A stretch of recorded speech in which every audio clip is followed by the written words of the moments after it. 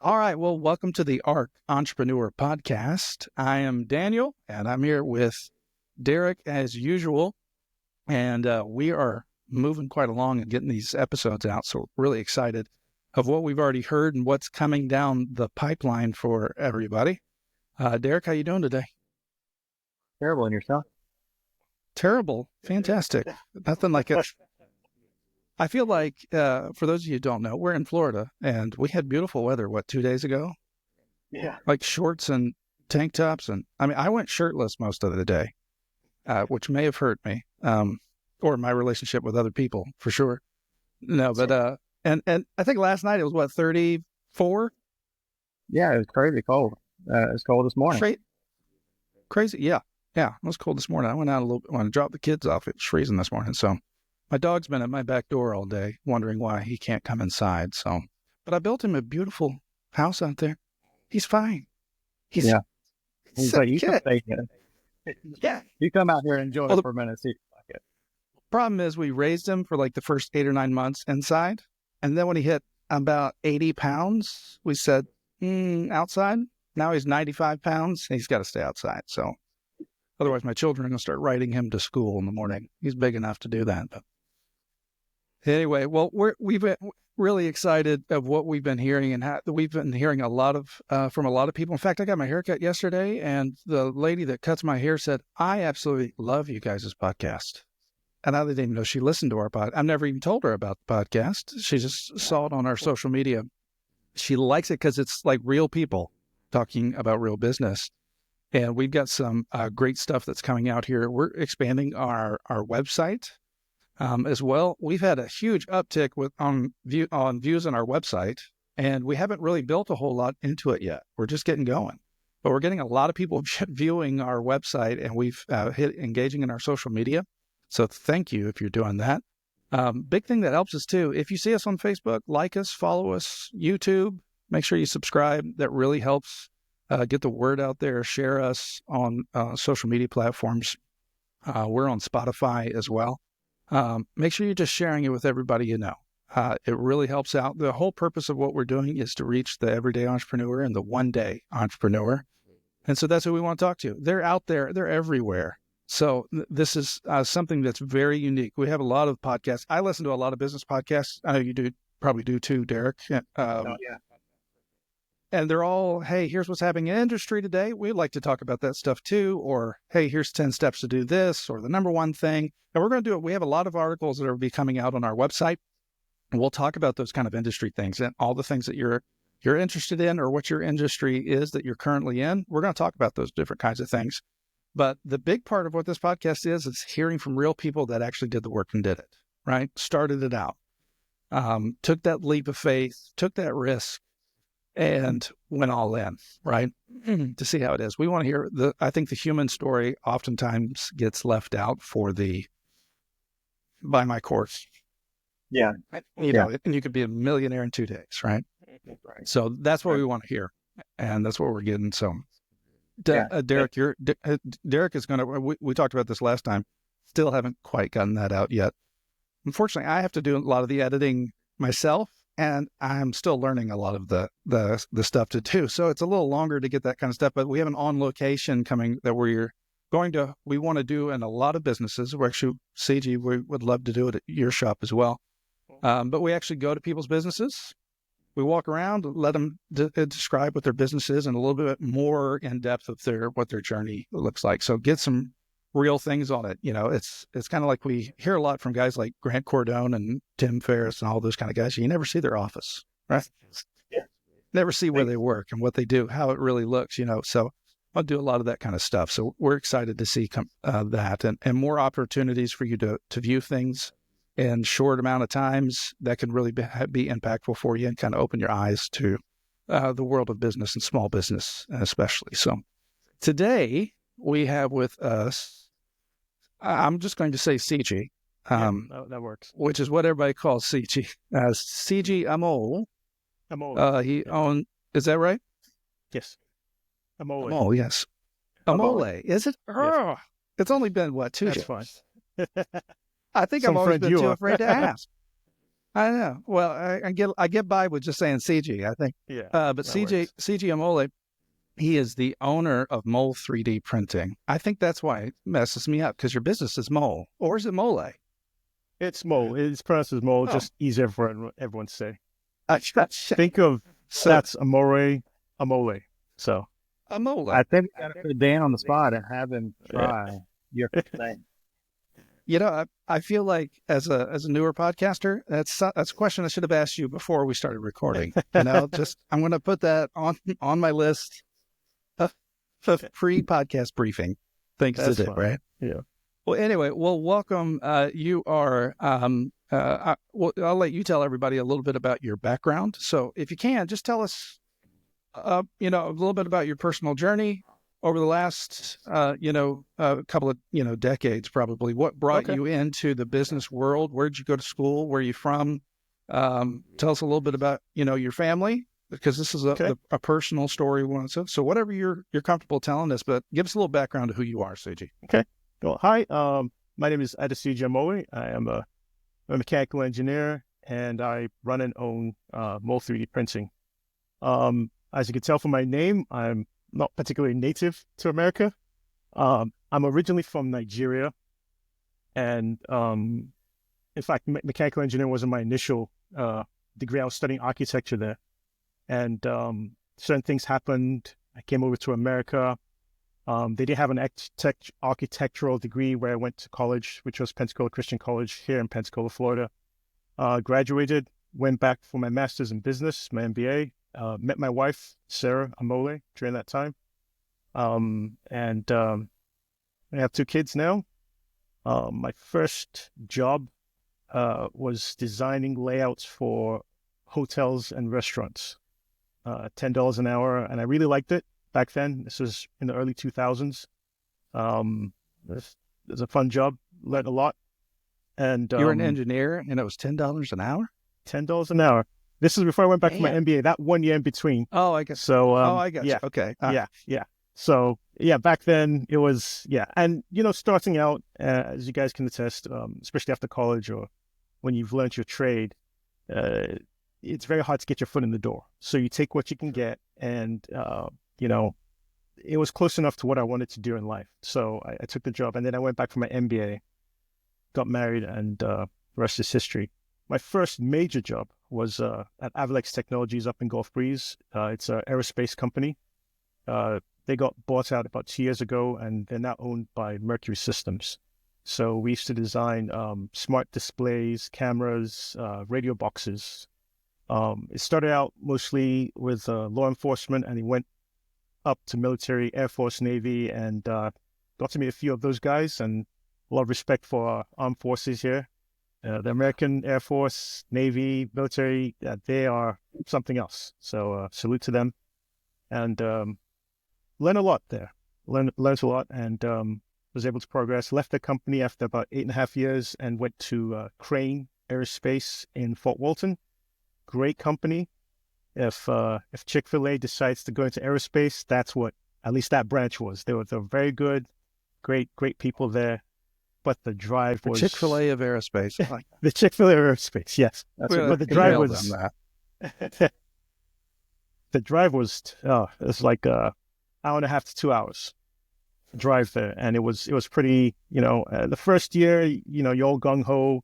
Then after a while, it kind of takes a toll on you, and you're like, But the company was good. I just didn't like the drive, and I spoke to my sister, my wife, and a few people, and they said, "Hey, you love 3D printing." And during my time at Avalex Technologies, I got introduced to 3D printing. You print a few parts here and there for the company, and then you look out and you're like, hey, I can buy one of these things. And you buy one, you start thinking around, and then someone introduced me to Etsy.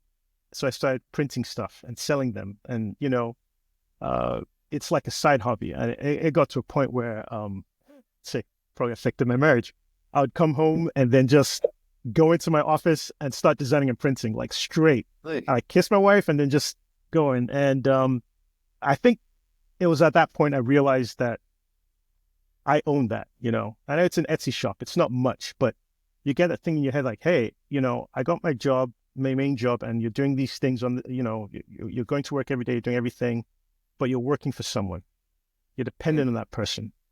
And I wasn't making that kind of money at Etsy, but it was mine. And that sense of ownership really, really stuck with me. And I did it for about, I'm still doing it right now, actually, on the side, because it still works, it still sells. That's right. But the money I got from that, I saved it. I saved all the money from it. I may have spent a bit here and there on different things, maybe vacations or whatnot, paid my taxes. But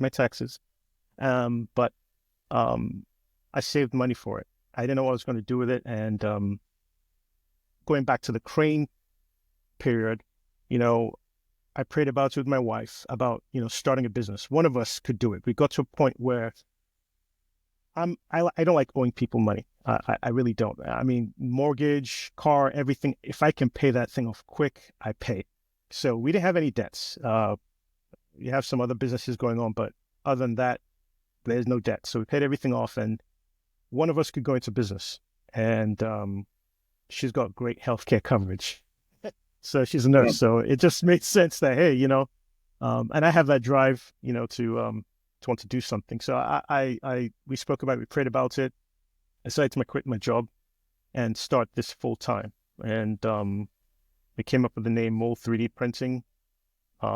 Something that, hey, if I do sell it down the line, it's a name that can, transferable. But at the same time, people that know me or know how to pronounce my name properly. Okay, that's hurtful. Okay, I'm just messing, man. They can, it's just something simple to remember. So started Mole 3D Printing, started in the garage, had a lot of encouragement and help. I know, Danielle, I didn't know you at the time, but I knew Derek, and Derek really, really encouraged me. I started going to these, the Marcus Point business classes in the evening.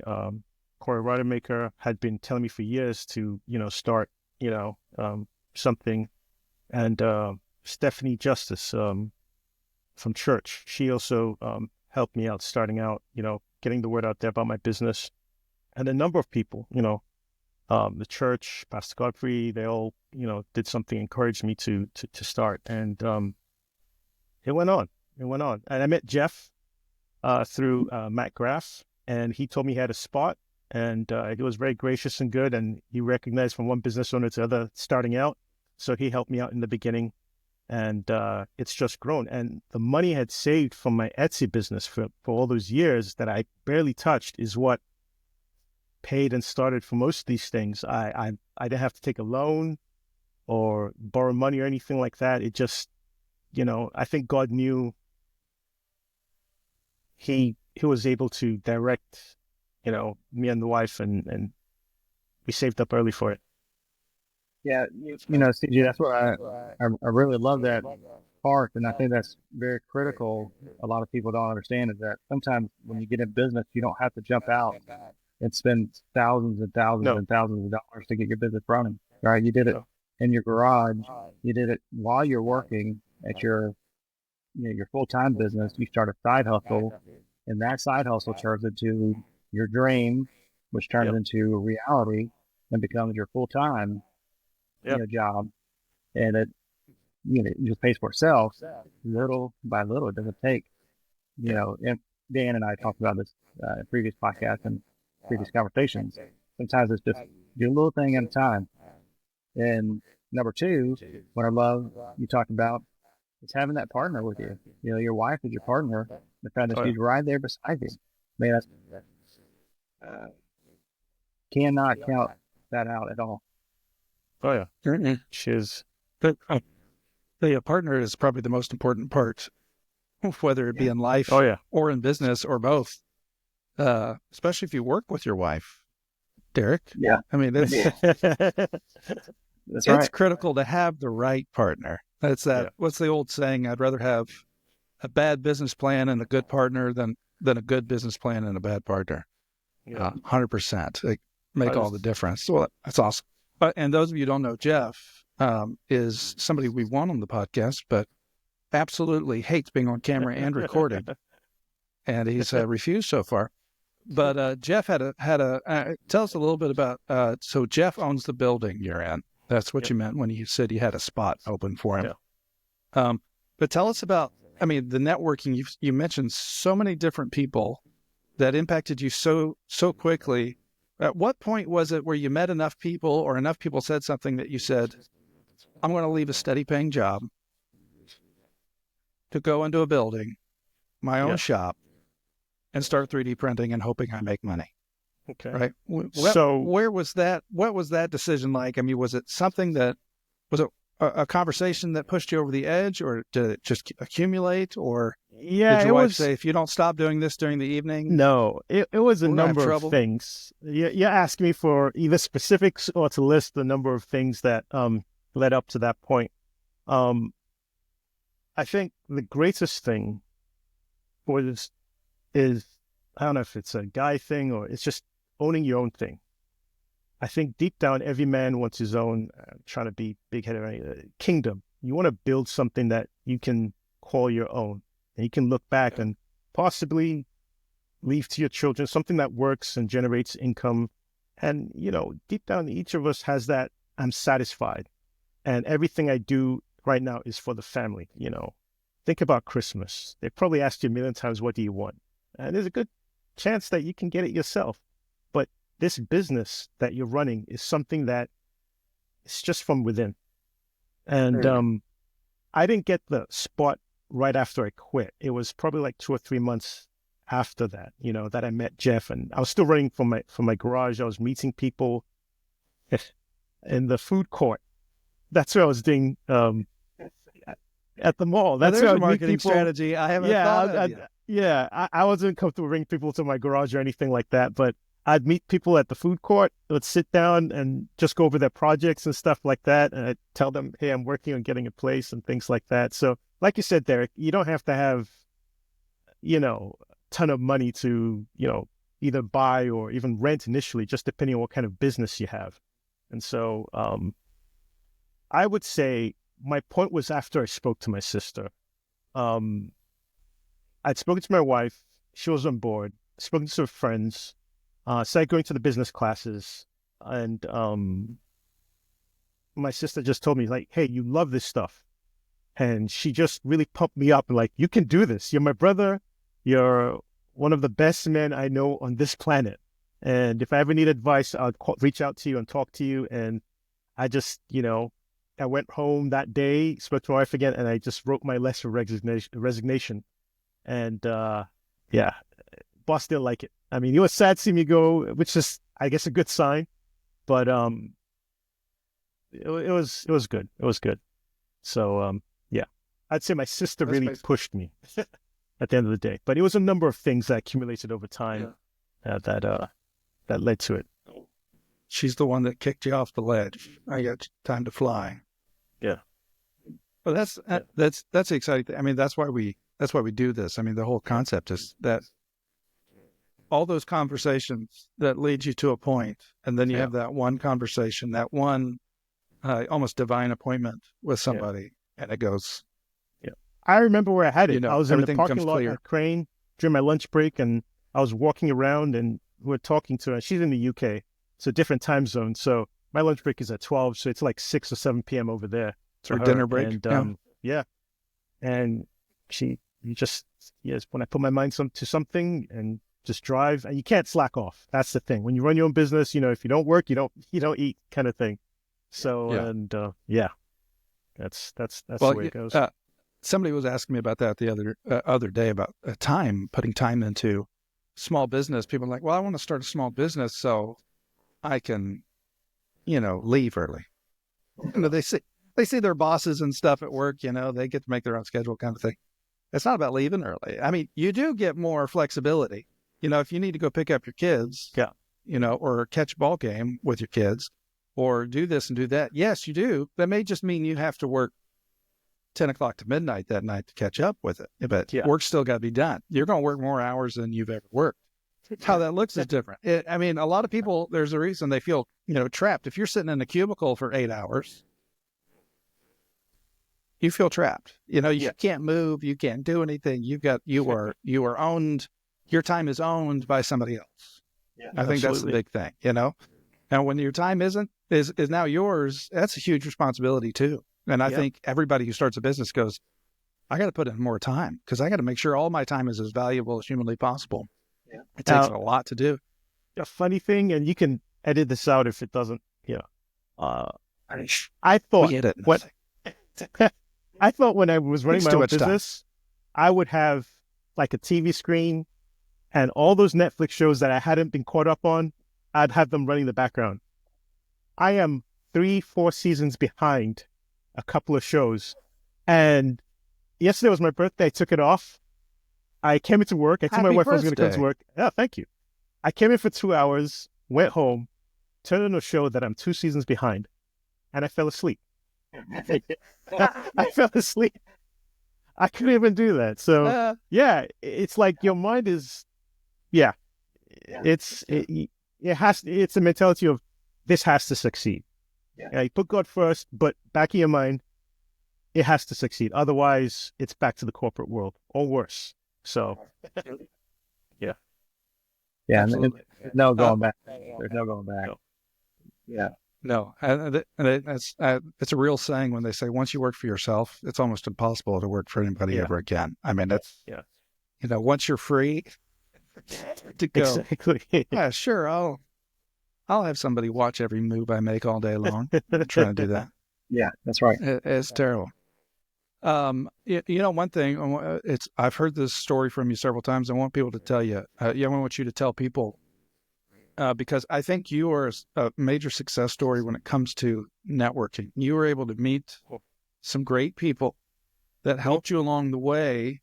That just kind of they didn't do everything for you. They released what you were already capable of doing, but kind of helped focus you and your mind on different things. We talked about you tell the story about when you first started, you were undercharging.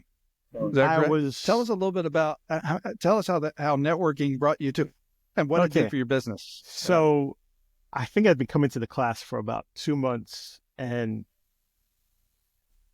I was still getting a lot of walk-ons. You're not getting, say, the military coming to your business and saying, "Hey, we need 1,000 parts of this, or can you design that?" You're getting these people off the, just walk-ins, which is still great. Don't get me wrong, but it's just small projects. And so I was charging a certain rate per hour. And I remember, I think, Derek, you were in the class that day, and I said it out loud. Just as I was talking, I said it. And someone said, "What?" And someone, they were gasped, and they're like, "You're a mechanical engineer. Like, why are you charging that?" And I was like, well, I don't want to scare anyone, And I can't remember. And it could have been you, Derek. Someone said this. I'm going to paraphrase, but basically,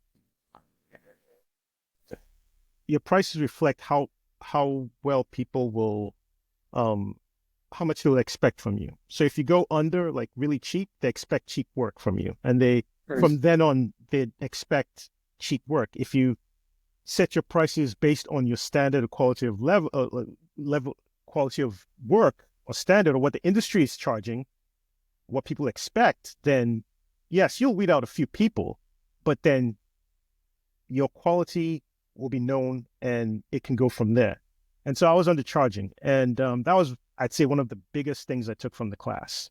That don't undersell yourself, and charge at the very least the industry rate of what you should be charging. And based on your number of years of experience, you factor all that in. If I was a year one mechanical engineer right out of college, there's certain things that I'd be nervous about, but there are a lot of things I can do right now. Smart displays, you get me an electrical engineer and a software guy, I can design. When you want to start your line of smart displays, not a problem for me. I can go that route.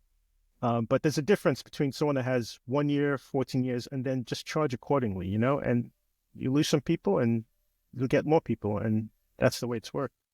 Yeah. For those who are listening, that's that advice is, if you're charging what everybody else is charging, or you're trying to race to zero, that we often talk about that, the race to zero. Well, first off, you're shooting yourself in the foot. But if you're charging what everybody else is charging, well then, heck, we can just go to everybody else. Why am I coming to you?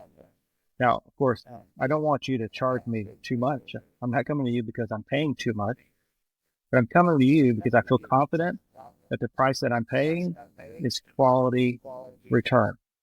You're giving me a quality product. I know that you're the person that's going to do it right. I know that the product that you're turning out is going to be excellent. I know that you got the experience for it, and your pricing is reflective of that. Yeah, it's higher than everybody else, but you know what? It's well worth it. And yeah, you'll lose some people, but those are the people who are going for the low price person. That's not your customer, or the people who are going for the average. That's not your customer, and that's fine. It's fine. It's okay. Yeah, absolutely. I mean, if you're a small business owner, you are your brand. Yeah. It's not the name on your company. If you're, especially you, I mean, I don't know if you still have, I know you had some interns, but you don't have necessarily employees or regular employees. No. You do most of it by yourself. You are the brand. Your name and your business name are the same thing right now, Yeah. And it's the same reason somebody will pay, $200 for a pair of AirPods and JBLs that may be just as good, or $50. $50, right? Yeah. Because people will pay for the brand because they expect great things from that brand, because it's either the coolest, it meets their expectations at least. Are they the best headphones? Maybe not. There's probably headphones out there that are so expensive and so incredible that we've never heard of them because we're poor. You know what I mean? The solid gold ones they're selling in Abu Dhabi, we haven't heard of yet. Not yet. But we are that brand, and we have to, what we portray. I think a lot of times, biggest critic of an entrepreneur is themselves. I think a lot of times we go like, nobody would want to pay that for me.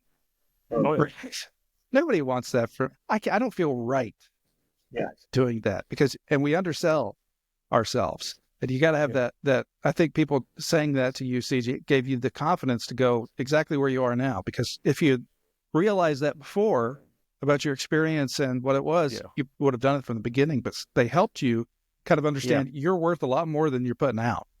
Oh, and you're worth a lot more than what you're charging. Yeah, and it's actually helped me stay in business. It's big. This is my August, the beginning of my 4th year doing this.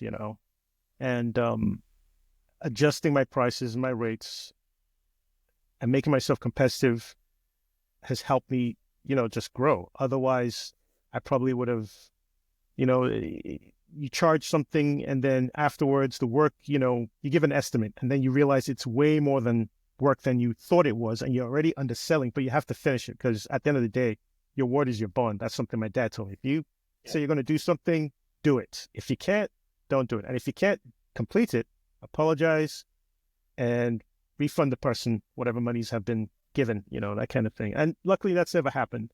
But one of my guarantees is, quality good work. I want you to be satisfied at the end of whatever design project you're going with. And if it's something that I believe is outside of my capabilities, I'll tell you up front. If it's something I think, hey, this thing is going to not hold up for 3D printing, but you have the designs and you can go get it injection molded, or you can get it made out of steel or aluminum, that's something I'll tell you up front. I had a gentleman the other day, he said he had shopped around for people to 3D print his project, and I have an NDA with them, so I can't speak on the project.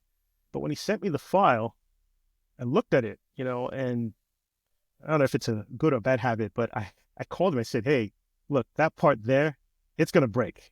If you get injection mold, it's going to break. At the end of the day, you want to make this thing, forgive me for lack of words or whatever, but you want to make it idiot-proof. You want to make it so anyone that uses this product, short of them taking a hammer to it, is going to, it's going to work decently. Think of a 5-year-old or a 40-year-old man using it, And so after that, he came back and he's like, I'm sticking with you. I said, oh, cool. I said, why? He's like, yeah. He said, I talked to 3 or 4 people. I sent this project to them, and none of them pointed that out to me. He said, you're not the cheapest, but you pointed out some flaw in my design, and for free. He said you didn't charge me for it. You just told me, you give me a quote, and you just pointed out this flaw here and there. So those kind of things. Oh crap! It feels good. It feels, I want people successful. That keeps you. And sometimes, it put me busy. I've had this happened 2 or 3 times. Someone come with me with a project, and I'll say, I'm looking at it and I'm like, this thing's on Amazon, that kind of thing. And it's way cheaper because my biggest fear is you come and pay me a couple of $100 and you can get it for like $10 on Amazon. And I'll tell him, like, look, this thing's on Amazon. I'll just be honest with you. I'm like, I don't want you to be upset. I want you to be successful, whatever you're going for. I got plenty of work. It's not going to hurt me. But at the end of the day, this is what it is. And 9 times out of 10, they'll come back. Or I've heard, hey, so-and-so referred me to you. So like, yeah, you helped him out with the project. And he said, you were very nice, you're very good. And, and I get business that way. So everything, it's been word of mouth. I've not advertised other than, putting up a Facebook page or reviews. And so far it's been word of mouth. And I think it's good referrals, having a good ethic, good business standards, and then just people being happy with the product at the end of the day. CG, I got 2 quick questions real quick, Dan, if you don't mind. Yeah. Going back to the pricing, how many times did you get advice on raising your prices? And then what did it ever do to your business? Like, what was the effect of every time you raised your prices? How many times did you raise them? What was the effect of it?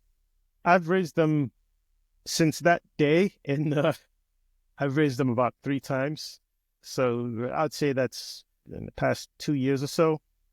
And I also spoke to another good friend of mine, Ross Peralta. He's a colleague of mine from Avalex. He started his own business. He's in software, so I had a good talk with him about pricing after that meeting. But basically, initially no one flinched. You tell the new client that, some people will be grandfathered in, especially if you're working on a project that's continuously going. I would tell that person, hey, in 6 months, my prices are raising to this, that kind of thing. So you give them time. But no one flinched. That's how I knew, first of all, I was underselling myself because it was a decent jump. Yeah. And, it still almost wasn't quite industry set then, but it was a good jump and people didn't flinch. And then a year went by and then I raised it to what it should be and no one flinched.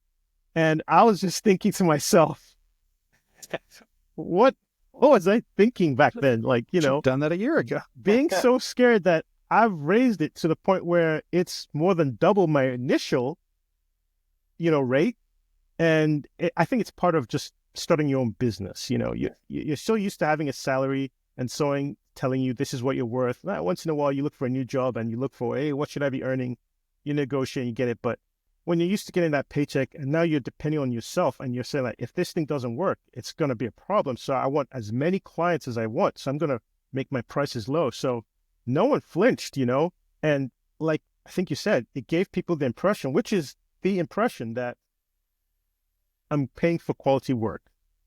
There are reasons why people buy a Samsung TV over a Vizio. The Samsung, you're paying more because you don't want any issues. You don't want it to break. You don't want it to blow up. You don't want it.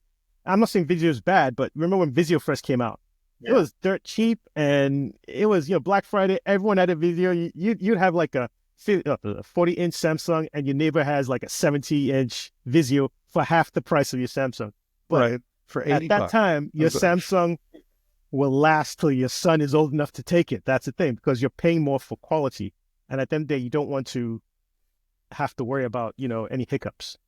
And so that's where, as business owners, I think that's where we need to be in our brand and in our services. That's we talk, harkening back to my old career in retail, we talked about brand trust because we realized you can charge more if someone trusts your brand. If somebody charges, if you have a really cheap brand, there's a line where people no longer care about trusting a product because it's cheap enough, right? Yeah. That's where you can buy all that stuff at the the dollar store. They know what they're getting, right? They trust that it's going to be bad. But if you have a brand that people trust, you're right. They don't flinch when the price goes up because they're not buying it because it's this price. They're buying it because they trust what it is. And, it's amazing what I know what a lot of the major brands charged for their things and what they cost. Because, for instance, if you go to a Walmart, you buy that Mayfield milk. It's what? I don't even know what Mayfield milk is now. What, $6, $7 a gallon? something like that, maybe $6. And you go right next to it to the GV brand, the Walmart brand. It's like Great what, value. $2.50? Well, guess who makes the GV Walmart brand milk? Mayfield. Mayfield, yeah. It's Mayfield milk and a GV label. It's the same thing with their cheese. You buy Walmart cheese, guess who makes their cheese? Sargento, right? Right next to it, it's double the price. But because there's a brand on it that people trust, they won't flinch because they assume that brand is a higher quality. Now, do they do something different? Maybe their formula is a little different. Maybe. Yeah. Maybe they don't do an extra step or something like that. So, it may be a little bit different. But people trust that brand. They'll follow that brand everywhere. Yeah. You know what I mean? It's like, and they become brand loyal. So you as a business owner, you do things that breed loyalty in a customer base. Yeah. Because if you're too easy and too cheap, there's no loyalty. No one ever has loyalty to the cheapest. Oh. You're the last one, right? And building that loyalty and being able to do that that's the tough part of a business, is building that loyalty. But I think if you run it with integrity, like you do, I mean, you're quite honest with everybody. Just like you were talking with that guy, he said, "Hey, this isn't going to work." Yeah. People will be like, there's a reason other guys didn't tell him that, because they're like, well, I don't want to lose the money. I don't exactly. It's not my fault it doesn't work. Yeah. And part of it is, if I can see it's not going to work, and I print it for him, because it is something he had already designed, and he gets it. In his mind, he's like, well, why doesn't it work? That it's something I did wrong. And I can tell him, like, straight up, like, look, your design, it's not going to hold up, at least for 3D printing, at the very least. Maybe if it's made out of steel or something, but no, he was going to go with plastic at the end of the day for this thing. So, but speaking of brands, I've had situations with printers that I've bought. I just got a new printer now. It's really good. It's Prusa brand. And before that, I bought a bunch of these cheap ones. I had a big project and I had to have multiple printers running. So I went out and bought cheap $300, $400 ones. And every one of them, about a month later, the quality just went south. And my wife told me, she's like, you said, see, told you. You took a shortcut and now you have to go buy an expensive one to catch up and, get those orders done. So I had to do that. So it was, you still learn, still learn. Quick question. Are you selling the cheap ones for even cheaper now? Are you getting rid of them? A lot of people want to know. I threw one away yesterday. Like I didn't feel good. No, seriously, the quality was so bad. I had actually put $200 into it to try to fix it. Oh, wow. And I think it's something to do with the software, the firmware. I don't know. But I didn't feel comfortable enough giving it to someone. It was like, I just threw it away. Yeah, that was yesterday. Hey, you've got some amazing machines in there. How did you, 3D printing is becoming very popular. It's been popular for several years. I know, Derek, you and your family, you use it as kind of I don't know if it's a hobby or just learning skills. I know for your girls. Yeah, we got started on some suggestions from Siji. Harking back to them, kind of person he is. He's not that we're competition by any stretch. We're not even trying to get into business. I'm not trying to get into business, but I said, hey, Siji, what do we need to get started? It's for my daughter. He's like, do this, and this. And it's worked out, and she's had a blast. I've had a blast, and good. So good. It's been great. Yeah. Good.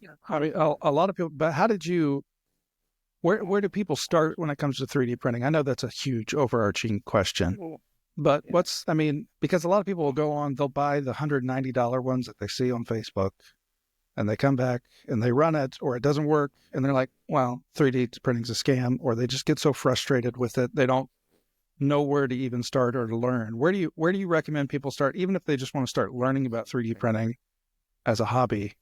Okay. And kind of bypass a lot of that junk at the beginning. Well, for me, it was a bit different because in my experience, I had a job where we had one. It was a different type. It was a powder printer, and it wowed me, And back then, printers that go for $200 were $5,000 then. It was still fresh and whatnot. So, but if you want to get into 3D printing, I'd say do your homework.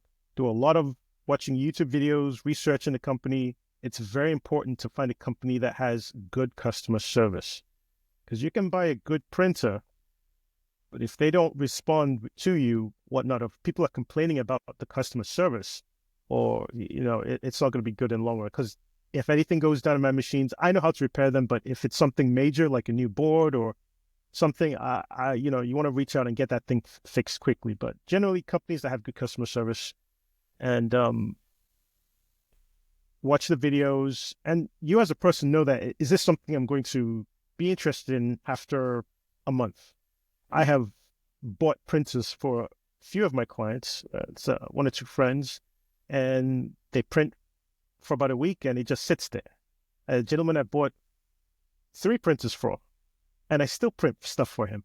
3 printers, He went the cheap route. The first 2 printers were cheap. I told him my recommendation. He said, well, what about this? I said, it'll work, but you get what you pay for. And he's finally bought a nice, good printer. I set it up for him and everything. I still do some prints for him, but he does some prints that he sells stuff. So for him now, it's just with his printer at home, he just presses it and it makes. But if he needs maintenance or anything, he brings it in and I fix it up for him. And I typically don't do that, but because he's a client and I do some design work for him, then I make that exception. Hey, Derek, for you, I'll do maintenance too if you need it. So For a nominal monthly fee. I need to get into subscription business. That's where the money's at now. Subscription. You're not lying. You're not lying, for sure, for sure. Well, you said something interesting too, because like you buy printers from companies that have good customer service. Yes. That is their brand. So you're saying don't go with a company that doesn't have a good brand. You can have a good material, but if you don't have good customer service, then your brand is tarnished. I know. I see this throughout, and I've heard this over and over again. Good brands work with good brands. Yes. Derek, in your shop, you're not going and buying the Walmart brand tools to do your work with. Not that there's anything wrong with that for people around the house, but you have a brand, so you need the best tools. And I know most contractors use what, Milwaukee? Or at the very least, Ryobi, or what is the green one?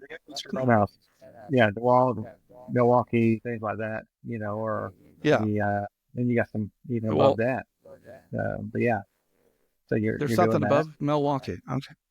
Yeah, I know there's people that almost cult-like following for Milwaukee, but I feel like you trust that a little bit more. If you want to have that kind of brand, you have your entire supply chain down through it, your entire networking, and that comes back to it. You had quality network, CG. You had the right people at the right time that gave you the right advice. Good advice, yes. So good brands yield good brands when they use good brands.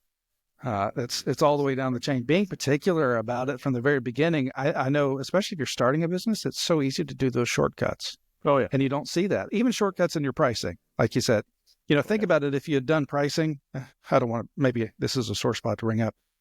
If you'd done your pricing the way you do it today, when you first started, do the math on that, that can be depressing, right? Yep. And it's about the right time, having those right people. And, exactly. That's what we love to do, is bringing the right people together. If you're the conglomeration of the 5 people you spend the most amount of time with, you want to make sure those 5 people are the right brand. That's right. 100%. Yeah. You look around, and we've probably all been at points in our life, we look around and are like, if that's my brand, the people I'm hanging out with, that's my brand, this isn't going to be good. This isn't going to be good. And don't be afraid to replace those people. That's what I tell my son. He's 10 years old now, and he's got a good number of friends, and he likes Fortnite, and he monitors his activity and chats with his friends. But I tell him, you have to choose your friends wisely. At some point, he's going to turn into a 15-year-old, an 18-year-old, and there's going to be that, hey, we're having a house party, or we're going to go throw rocks off a bridge. And you have to be able to know, hey, is this a close friend that, ride or die, or is this going to be a friend that from afar, you're like, I'm good. I'm going home, but I'll see you at school tomorrow kind of friend, that kind of thing. So fortunately, as I've grown older, I've met a lot of, like you fine gentlemen, good friends that are, hey, you kind of guys, if you saw me doing something wrong, you saw me drunk on the set, you'd pick me up and say, what are you doing, man? That kind of thing. That's the kind of friend that I want and I need, at least at this stage in my life, good friends that reflect who you are. Yeah. I think it gives you that. I mean, we talked about, leaving a job where you feel constrained. A lot of that constrainment is being looked over or accountable to somebody all the time, right? Just because you become a business owner doesn't mean you're all of a sudden free of accountability.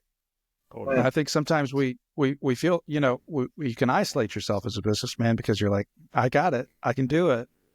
I did this so I didn't have to talk to anybody. You need that network of people, not that they're going to come down on you and give you a bad, annual evaluation, but because they're going to help keep you on the right path. I think personally and financially and in your business, they're going to keep you on that right path. That you have to have that accountability. You just have to. Otherwise, you're not going to grow. You're just going to spiral. Because there's nothing worse than a person doing the wrong thing who thinks they're doing the right thing. Yeah. Because nobody told them. Yeah. You know what I mean?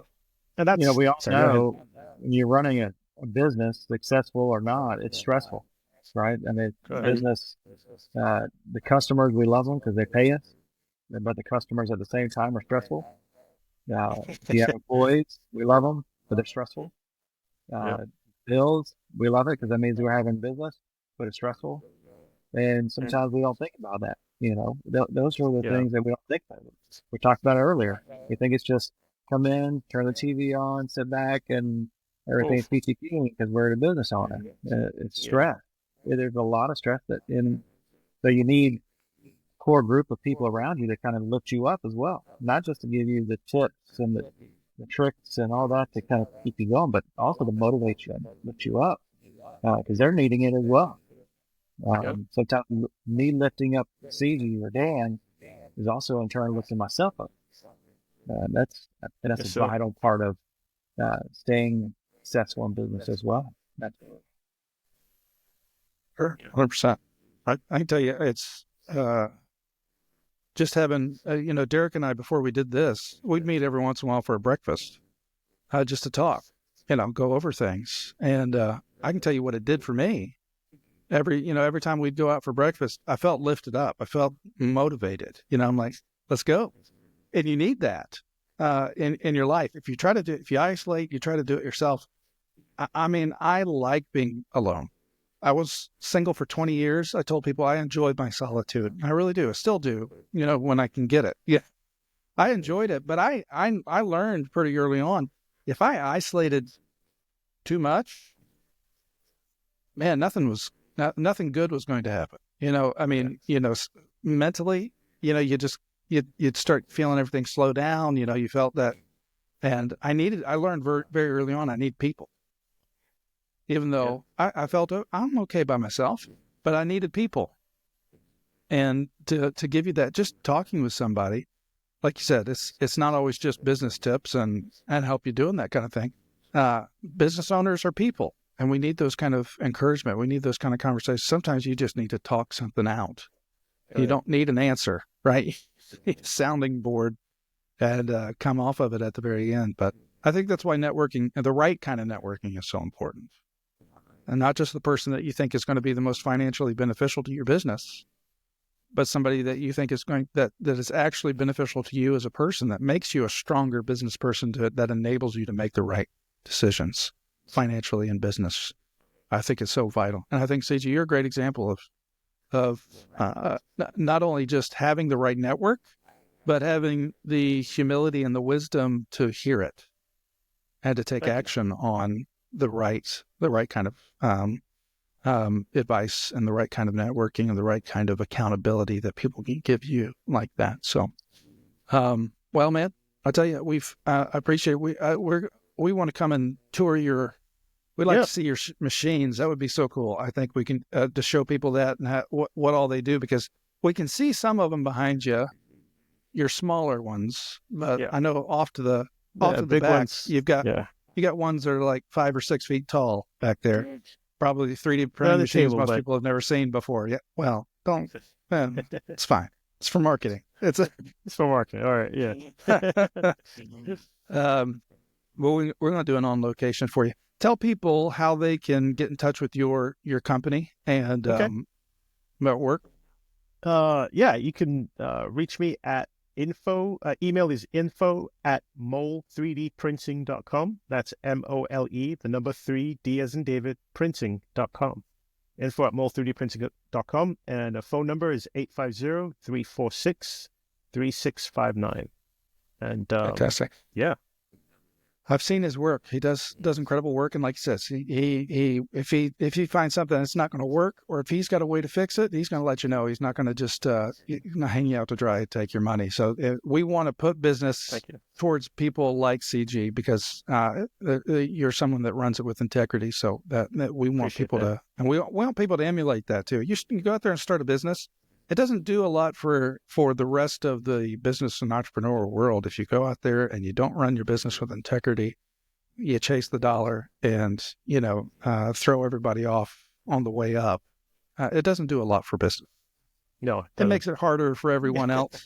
And we want to see more entrepreneurs. And we also want to give hope. You can run your business the right way. Yes. You don't have to sacrifice your integrity to run a business and run a successful business 100%. So we do not. So, well, thank you, CG, so much for joining us today. We told you I'd keep you under an hour, man. We hit it right on it. So, yeah, we'll follow up with you too, probably in a few months, and have you back on. We'll hit an on location with you. But thank you so much. It was a pleasure to hear your story, and I know it's going to be impactful for a lot of people that are going to hear this. So, thank you so much. We appreciate it. And thank you, guys. Daniel, Derek, I appreciate it. What you're doing it's God's work. You're helping. You guys don't realize it, but you're promoting my business right now. And like I said, I don't pay for advertising, and I really appreciate this. You guys are good men. You've been very instrumental. You've loved on me and my family. And thank you for all the wisdom that you shared. And Derek, those gutters are perfect. I think it's been 2 years and they're still holding strong. So thank you so much. Absolutely. Hey, I think by the end of this, Derek's going to have done everybody's gutters by the end of this whole podcast. That's it. That's exactly right. Yeah. Hey, we're grateful for you too, CG, for sure. And thank you. Raise your prices. Oh yeah, January's coming. January's coming. Yeah, January's coming. Yeah. Raise your price. That's awesome. All right. Well, thank you. Thank you. See